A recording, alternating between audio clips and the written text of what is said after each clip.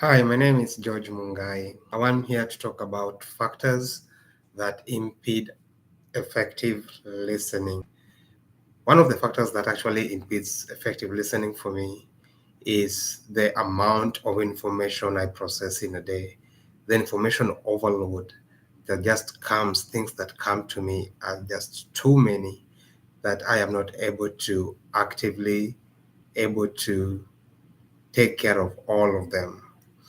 The other thing that really challenges me being able to listen effectively is medical issue that I have.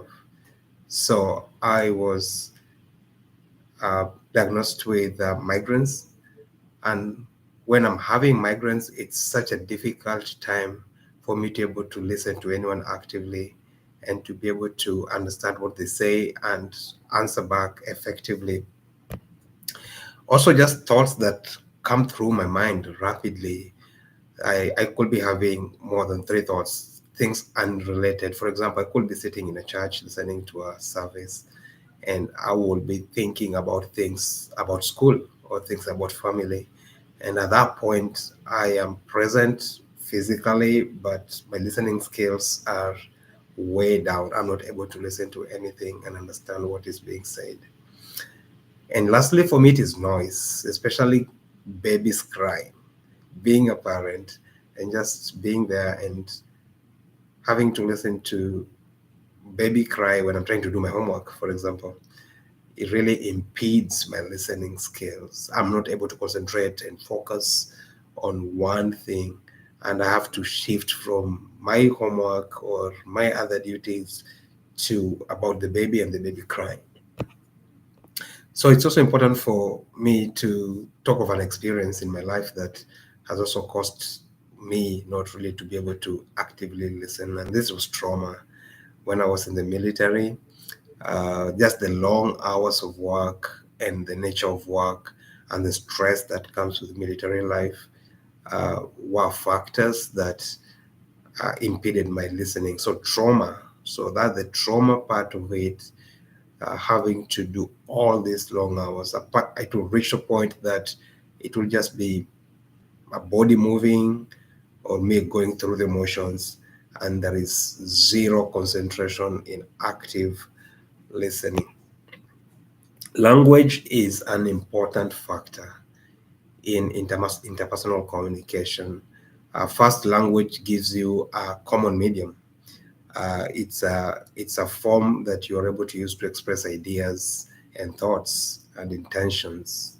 And so people that are able to effectively express themselves in a language that provides pays out in that they are able to effectively pass a message and have that received in the best way possible.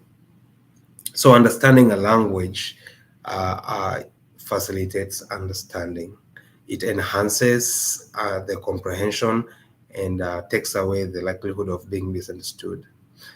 People that have a prowess in language and in their persuasion in that language are able to influence a lot. In this day and age, great orators are, are adored. Great orators are listened to, and as much as maybe an idea they're pushing might not be very pleasant, but just the skill of language and how they are able to motivate and pull crowds with their language and choice of words is an influencer. And lastly, languages are key in building relationships. It's important to know that language is one of the best way in building a relationship. So, what have I learned from all these experiences? Listening is key. Listening is probably the most important part of communication. And that is what lacks in most cases where there is misunderstanding because somebody was not listening keenly and effectively or actively listening and they were distracted. And effective listening uh, helps you be able to see things from the speaker's view and you are able to empathize effectively when you are listening effectively. So it's a tool in communication that I need to hone, that all of us need to hone, and continue to learn and try to make the best out of it. Thank you so much.